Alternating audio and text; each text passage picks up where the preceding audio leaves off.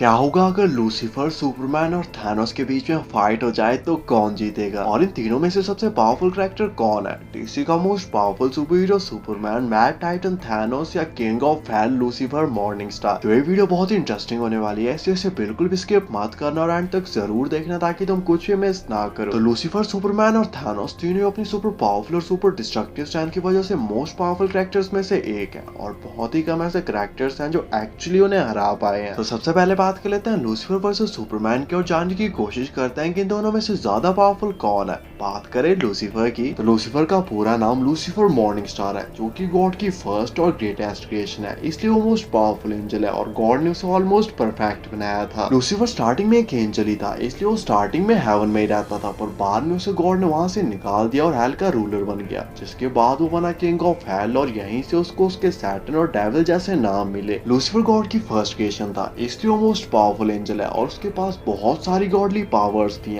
पर बाद में चीजें चेंज हुई और उसे हेवन से निकालकर हेल भेज दिया गया और वो बन गया king of hell, demon lord, devil. बात करें कुछ बेसिक पावर्स की तो लूसीफर के पास godly strength, speed, stamina, durability और फ्लाई जैसी पावर्स हैं। और हाँ, गॉडली स्ट्रेंथ को तुम सुपरमैन स्ट्रेंथ से कंपेयर मत करना, क्योंकि इन दोनों में बहुत ज्यादा फर्क है और बहुत ज्यादा डिफरेंस भी। लूसीफर के पास इमेंसिव स्ट्रेंथ है और अगर वो चाहे और अपनी फुल स्ट्रेंथ का यूज करे तो वो एक ही ब्लो में पूरे के पूरे यूनिवर्स तक को डिस्ट्रॉय कर सकता है और बहुत ही कम ऐसे कैरेक्टर्स हैं जो एक्चुअली उसकी पावर्स को मैच कर सकते हैं। लूसीफर के पास गॉडली स्पीड है और वो किसी भी सर्वाइविंग बीइंग से ज्यादा फास्ट है, जो कि लाइट की स्पीड से भी ज्यादा तेज मूव कर सकता है और with in a blink of I hello या हेवन में जा सकता है। लूसीफर बहुत ही ज्यादा ड्यूरेबल है और उस पर अर्थ या किसी भी और दूसरे प्लेनेट की वेपन्स का कोई भी असर नहीं होता और उसको मारना या हार्म करना सिर्फ हेल या हेवन की वेपन से ही पॉसिबल है। लूसीफर के पास सुपर हीलिंग और रिजनरेशन की भी पावर्स है, साथ ही उसके पास कॉस्मिक अवेयरनेस भी है, जिससे मल्टीवर्स या उसके यूनिवर्स में क्या चल रहा है उसे सब कुछ पता होता है। लूसीफर एंटमैन की तरह अपने शेप और साइज को छोटा बड़ा कर सकता है, हेल फायर को मैनिपुलेट कर सकता है, डायमेंशंस के बीच में इजीली ट्रैवल कर सकता है और मरे हुए लोगों को दोबारा से जिंदा भी कर सकता है। लूसीफर जीनस लेवल इंटेलिजेंट है, जो कि एंजल्स और डीमन से कम्युनिकेट कर सकता है और टाइम को भी फ्रीज कर सकता है। और जब लूसीफर अपनी डीमन वाली फॉर्म में जाता है तो उसकी पावर्स और भी कई गुना बढ़ जाती हैं, क्योंकि वो उसकी ट्रू फॉर्म है, जिससे वो लोगों के डीपेस्ट और डार्केस्ट डिजायर्स का पता लगा सकता है और उन्हें कुछ हद तक इल्यूजन्स भी दिखा सकता है। वैसे तो लूसीफर के पास और भी बहुत सारी पावर्स और वेपन्स है, लेकिन हम उन सभी के बारे में बात नहीं करेंगे क्योंकि इससे वीडियो बहुत ज्यादा लंबी बन जाएगी और उसे कोई नहीं देखेगा,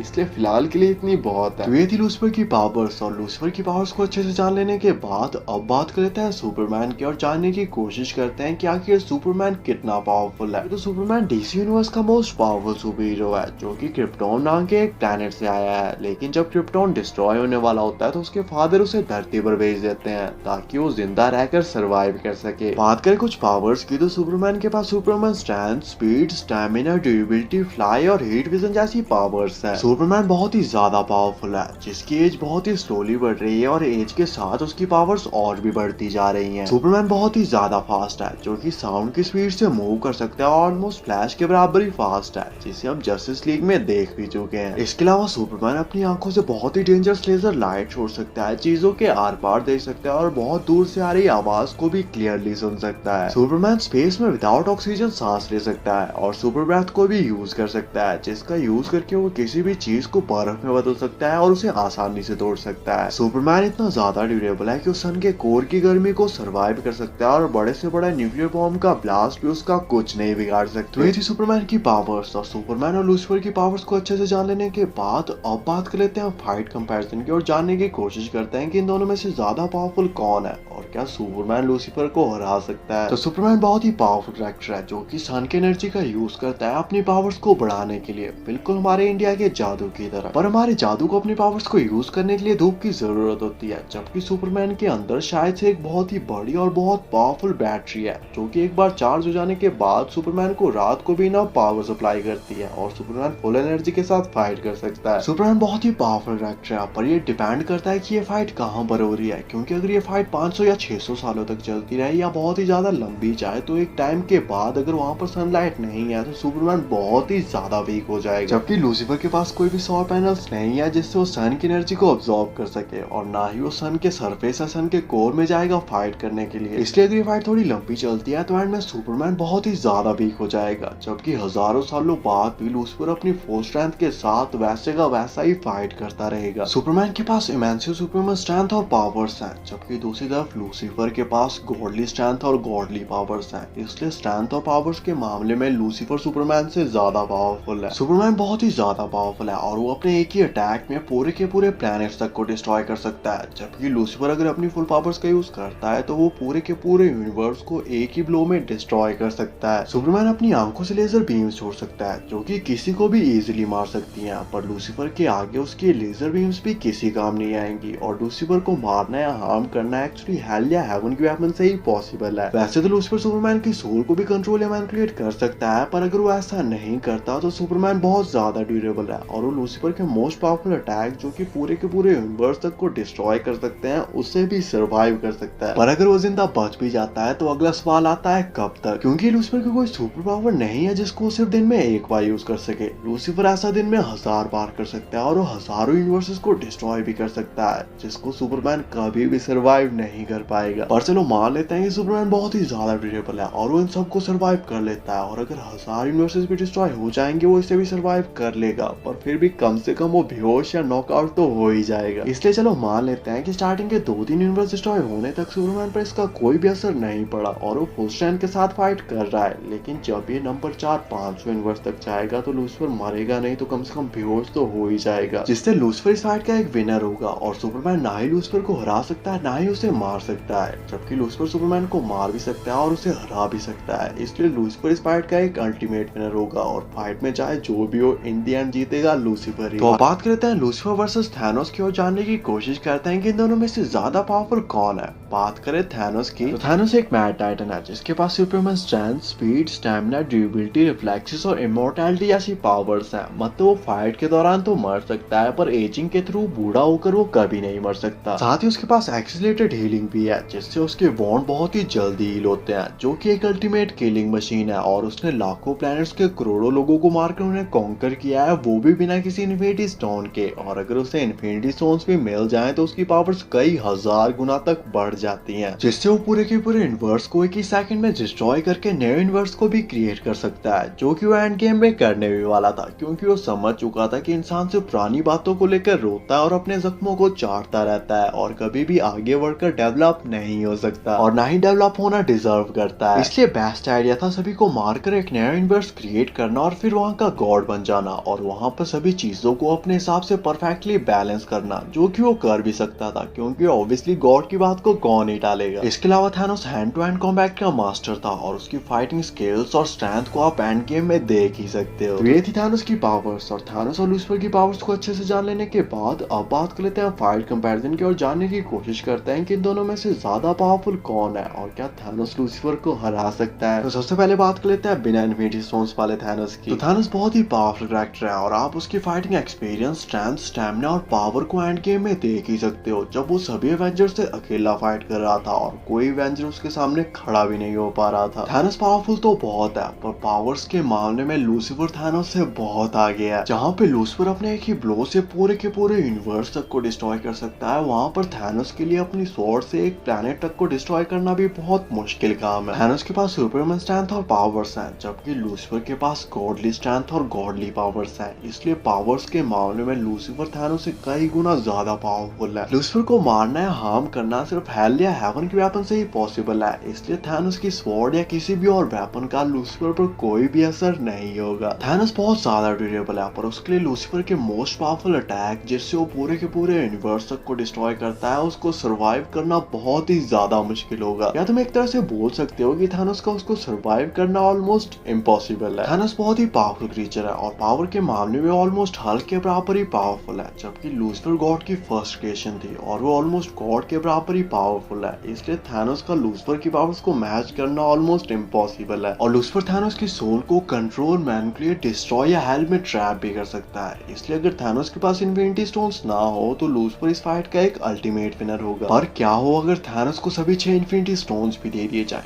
तब भी क्या फाइट का रिजल्ट सेम रहेगा या इसमें कुछ चेंजेस आएंगे? तो वेल, थैनोस बहुत ही पावरफुल कैरेक्टर है, लेकिन जब उसे इन्फिनिटी स्टोन्स भी मिल जाते हैं तो उसकी पावर्स कई हजार गुना तक बढ़ जाती हैं। पर इन्फिनिटी इन्फिनिटी स्टोन सिर्फ मॉर्टल बीइंग्स को ही मार सकते हैं और इमॉर्टल बीइंग्स पर उनका कोई भी असर नहीं होता, इसलिए थानोस एटलीस्ट स्नैप करके लूसीफर को नहीं मार सकता। थानोस टाइम स्टोन से टाइम को आगे पीछे टाइम को फ्रीज कर सकता है, पर लूसीफर ये सब कुछ कर सकता है बिना किसी इन्फिनिटी स्टोन के, और वो टाइम को फ्रीज भी कर सकता है, इसलिए थानोस की किसी भी ट्रिक का लूसीफर पर कोई भी असर नहीं होगा। पावर स्टोन से शायद थानोस लूसीफर की पावर्स को मैच कर सकता है, लेकिन लूसीफर को मारना या हार्म करना सिर्फ हेल या हेवन के वेपन से ही पॉसिबल है, इसलिए थानोस इससे भी लूसीफर को नहीं मार सकता। जबकि लूसीफर अपने एक ही पंच में थानोस को मार या हरा सकता है, जो कि डिपेंड करेगा कि लूसीफर उसमें अपनी कितनी पावर का यूज कर रहा है। In the end of the day infinity stone सिर्फ थानोस की पावर्स को बूस्ट करके इस फाइट को थोड़ा लंबा कर सकते हैं, बट एंड में जीतेगा लूसीफर ही, और लूसीफर इस फाइट का एक अल्टीमेट विनर होगा। बाकी आपके हिसाब से इस फाइट की और क्या पॉसिबिलिटीज हो सकती हैं?